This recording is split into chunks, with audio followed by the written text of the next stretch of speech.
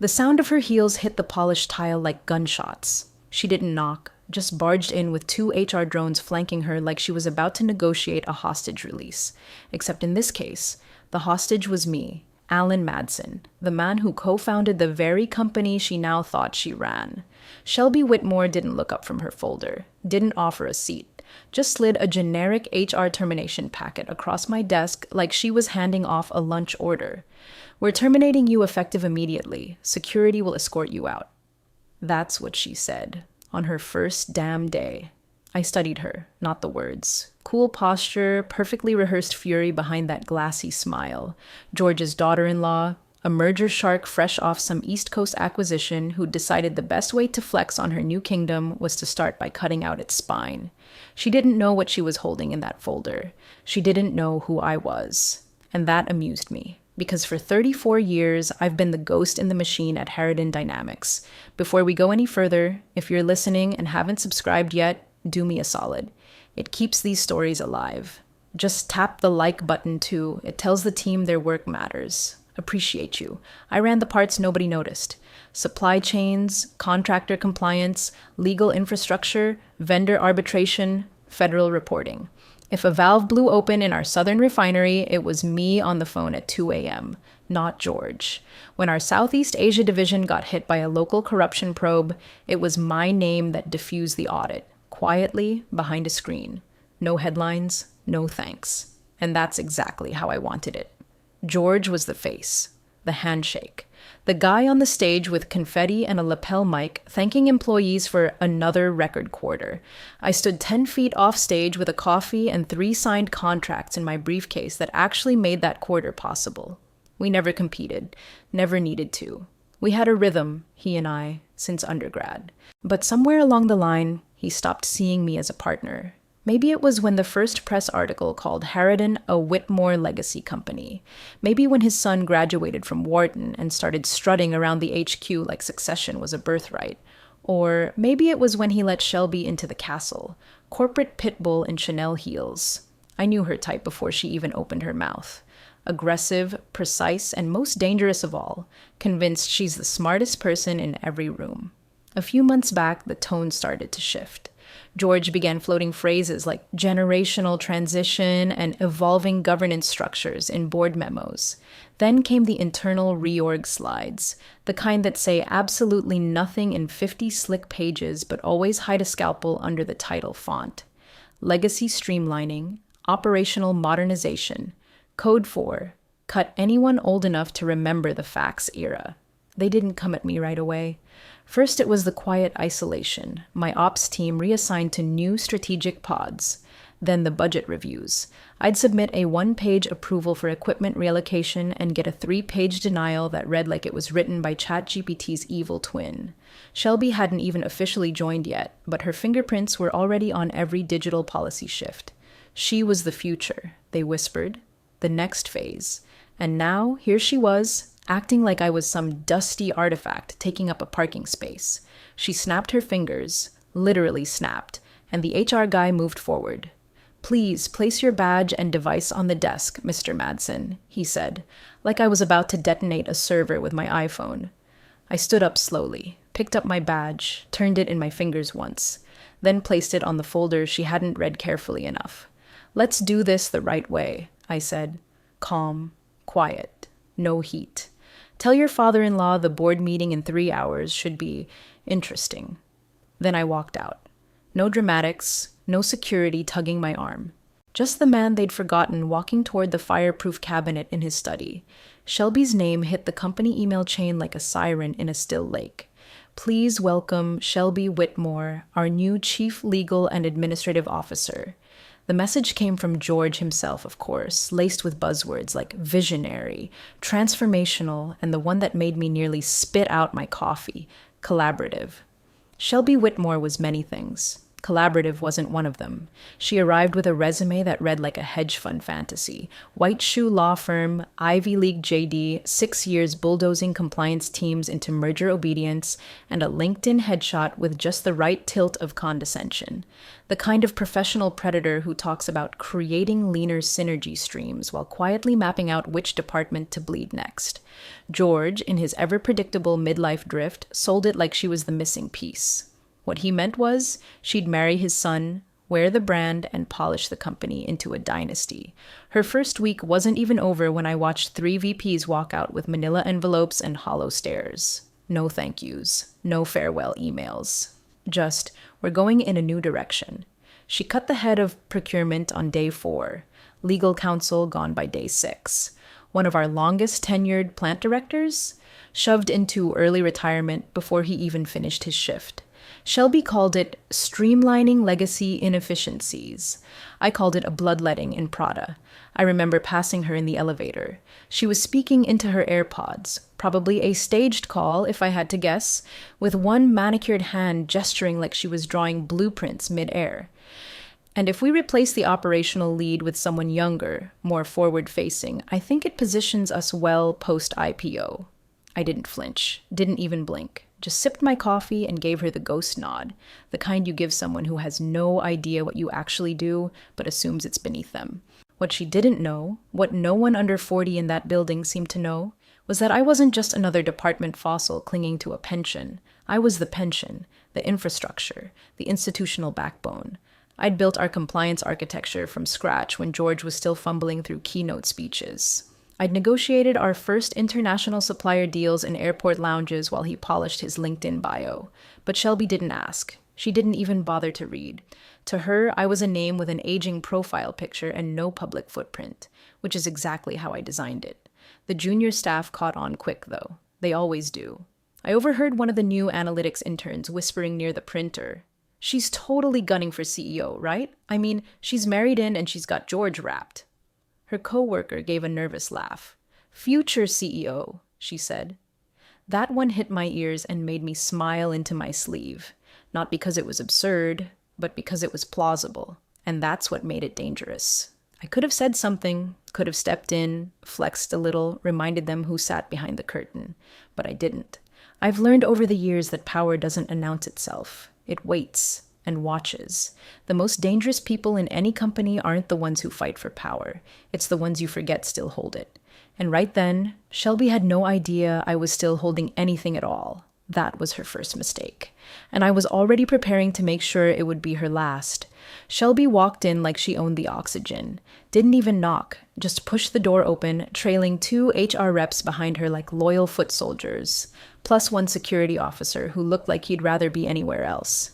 She didn't look at me. Still hadn't. Not once since the welcome breakfast where I'd made the fatal error of complimenting her shoes. "Appreciate that," she'd said back then, eyes already scanning past me like I was part of the wallpaper. Today, I was the wallpaper being peeled. "Alan," she said, setting a folder down on the desk I'd sat behind for 27 fiscal years. "We're terminating your position effective immediately. Please place your badge and company-issued device on the table. You are no longer authorized to access company systems, data, or internal correspondence. HR will walk you through the paperwork." No eye contact, no pause, just legalese with eyeliner.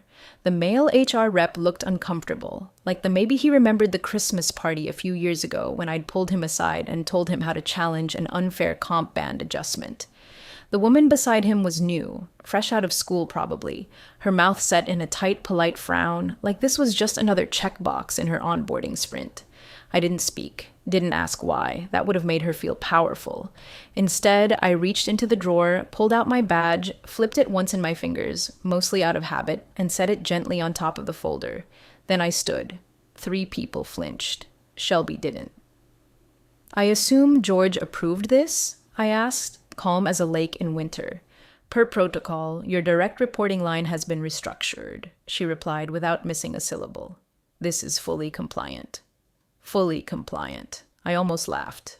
Almost. But that would have ruined the flavor. I turned to the security guy. "Do I get the full perp walk treatment, or are we doing this with a shred of class?" He blinked, unsure. Shelby cut in. Escort is policy, Mr. Madsen. Nothing personal.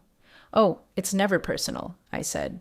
Just tell your father-in-law the board meeting in 3 hours should be interesting. That was the first time her eyes twitched, not fully lifted, just a momentary flick like she couldn't help herself. I didn't give her more than that. Just a half step forward, hands empty, spine straight, let her watch me go. They walked me through the executive floor. No one made eye contact. The newer staff didn't even recognize me. To them, I was just some relic being archived, an outdated plugin finally getting uninstalled. The old-timers, though, they shifted uncomfortably in their chairs. A few offered the kind of nod you give when you don't want to get involved but still feel something sour rising in your throat. I passed the operations bullpen. Quiet. My old team's desks were rearranged, screens showing new dashboards, rebranded, renamed, repackaged. All surface. No roots. I smiled again. Because what Shelby didn't know, what she couldn't even begin to suspect, was that the one folder she hadn't read, the one piece of legacy paperwork she didn't think to ask about, was the one that still made me the most powerful person in this building.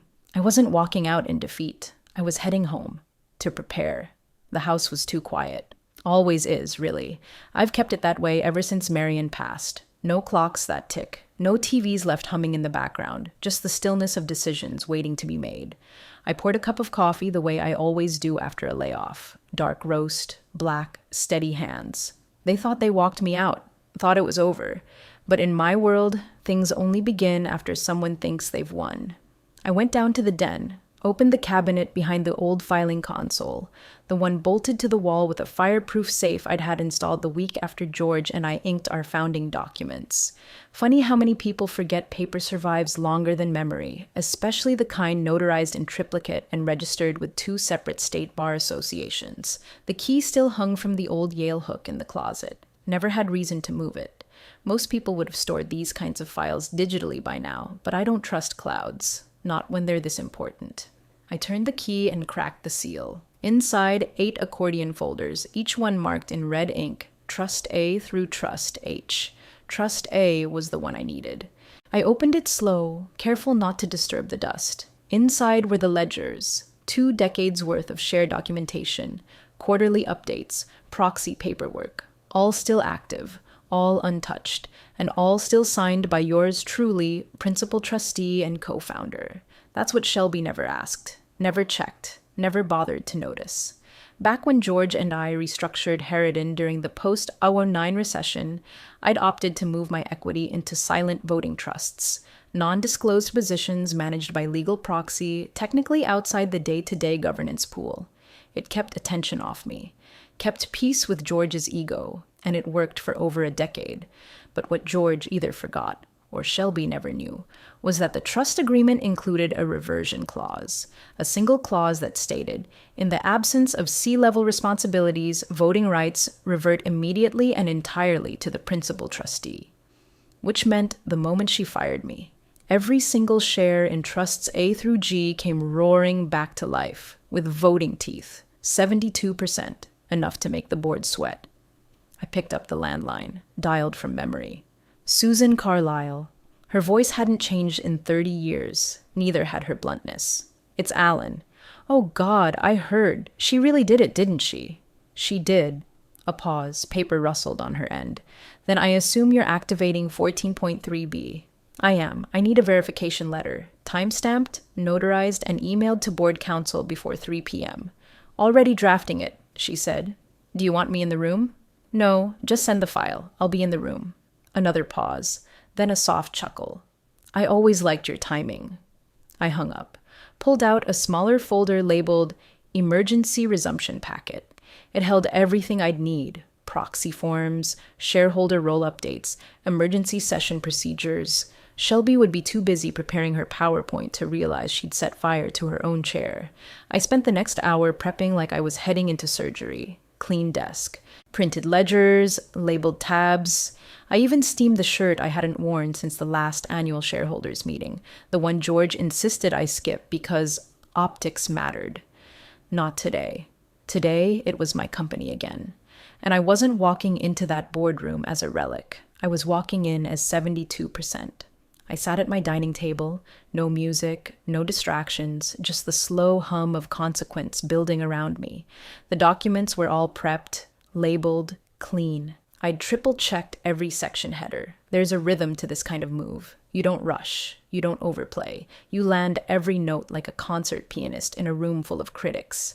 At 12:07 p.m., I composed 3 emails. Not mass blasted, not copied. Each one written carefully, with the precision of a man who still respects the difference between a reminder and a reckoning. The first went to Robert Feldman, our oldest board member, and the only one who still called me Al. The subject line read, Reversion Clause Activation, Reference Section 14.3b.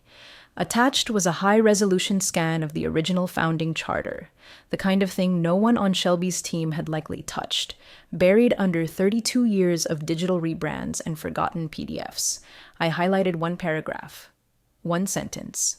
In the absence of active executive function, all voting shares held in silent trust shall default to active shareholder authority under the stewardship of the original principal trustee. 72%.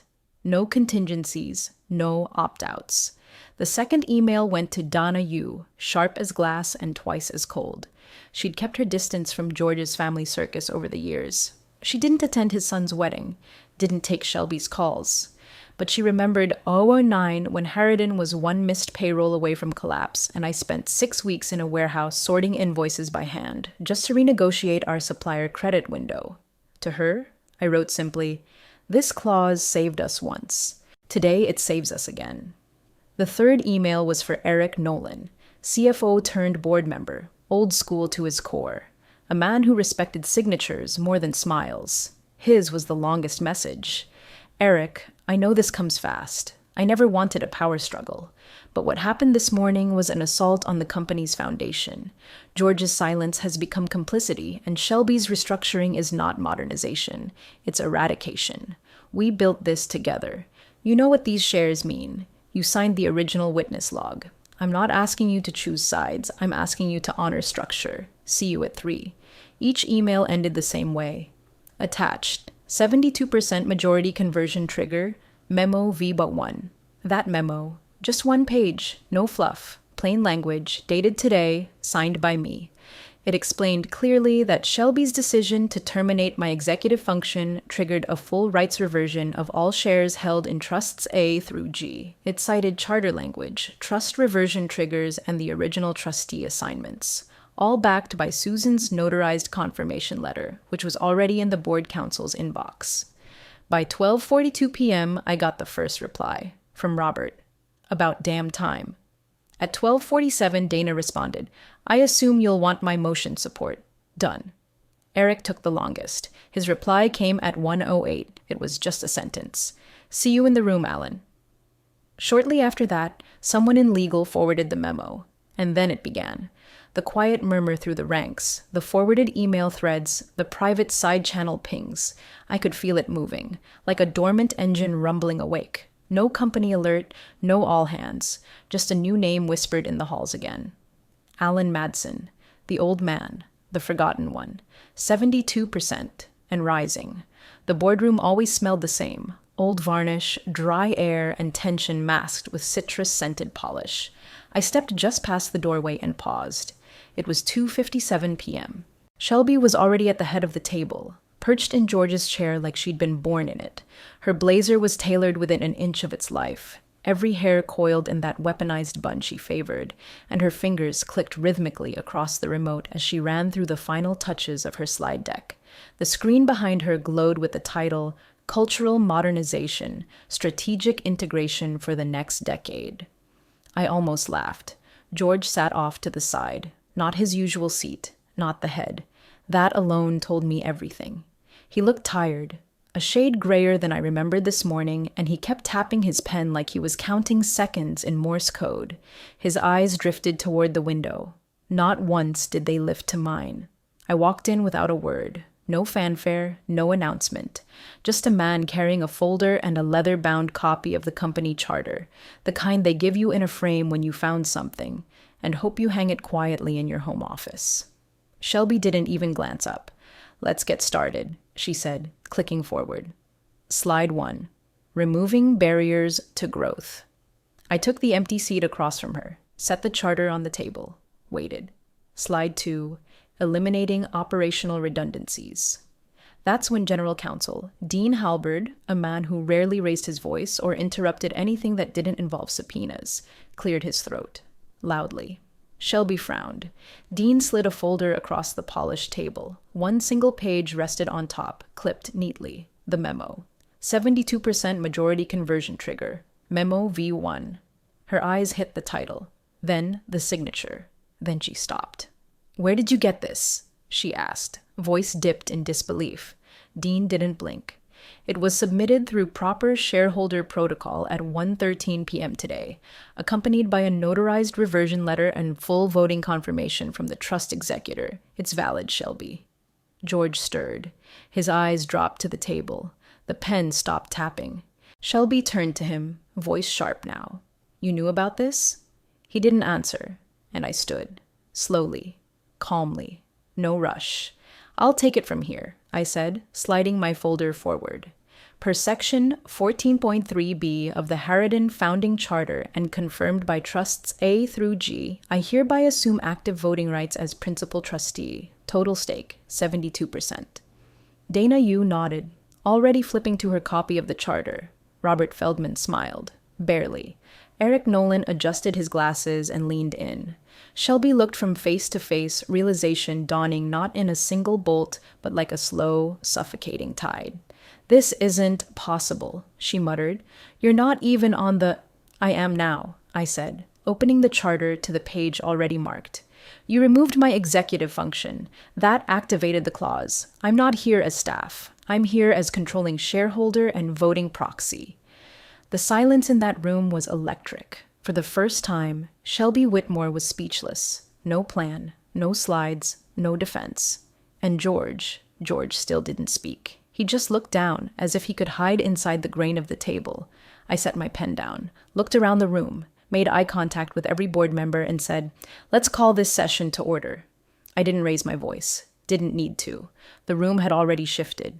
You could feel it, an invisible weight dropping into place. Eyes that used to glance past me were now locked, waiting. The man they'd forgotten was the man steering the wheel again.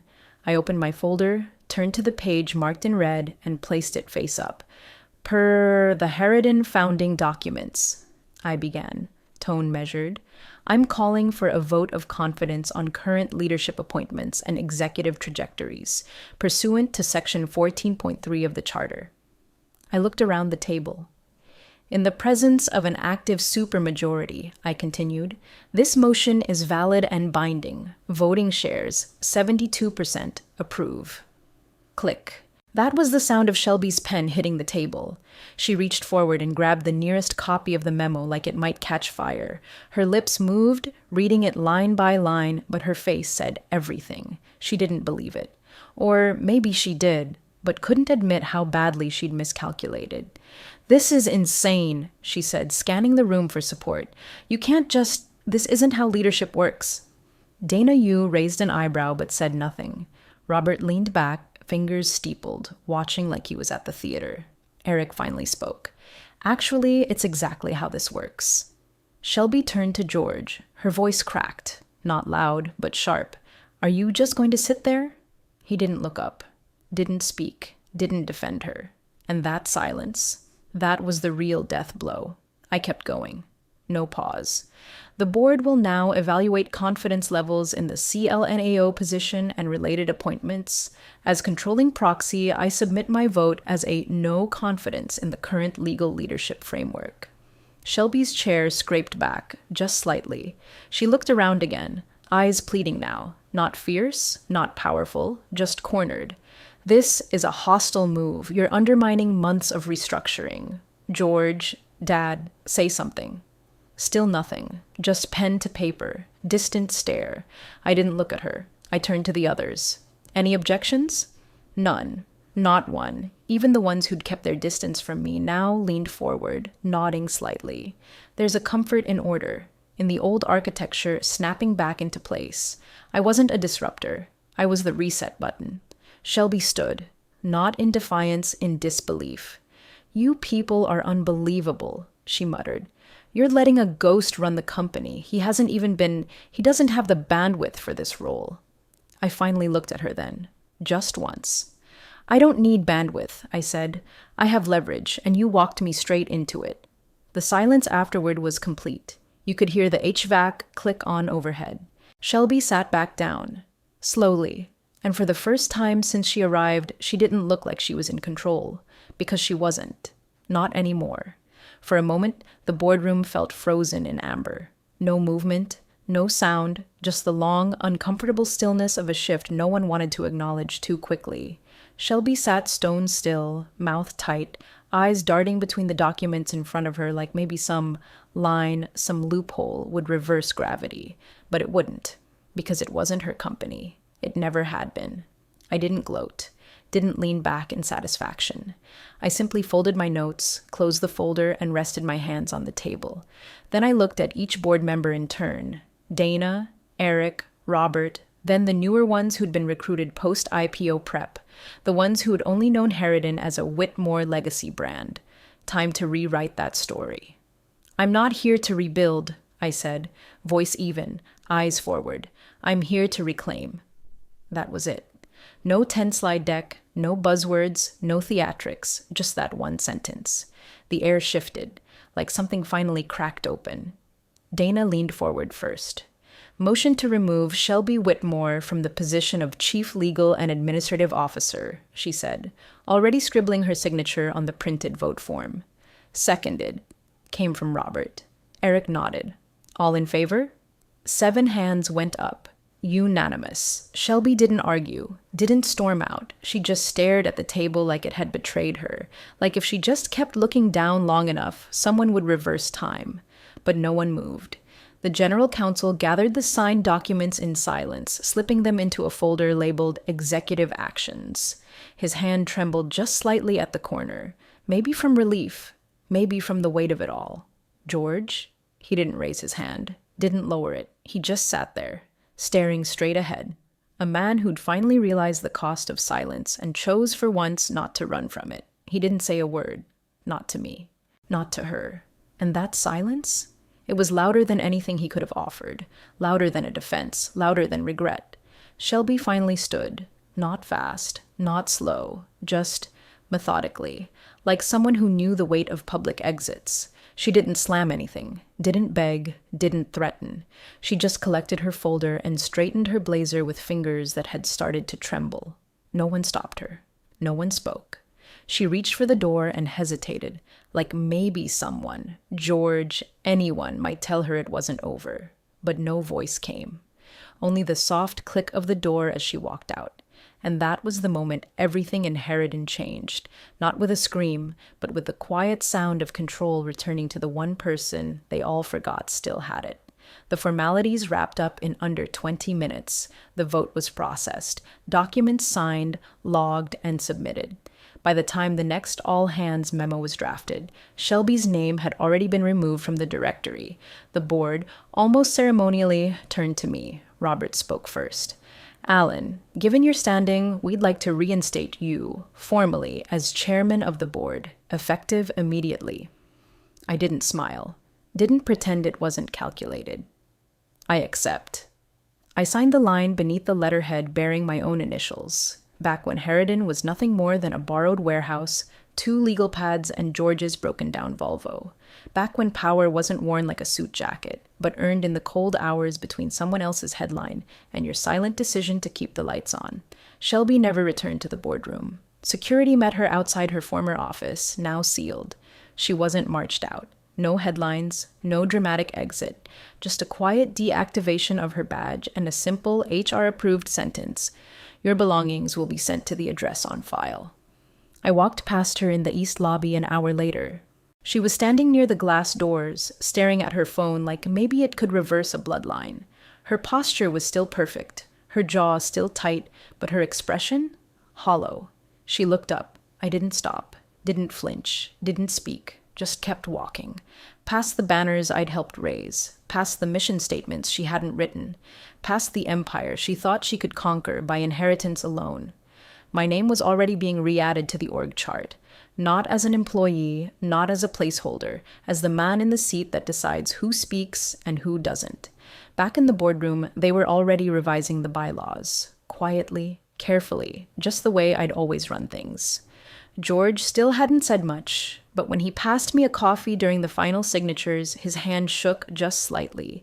He didn't apologize. He didn't need to. He knew. Because power isn't noise, it's the silence that stays after everyone else runs out of words. Some people inherit power, others build it, and sometimes we let them forget which is which. Just long enough.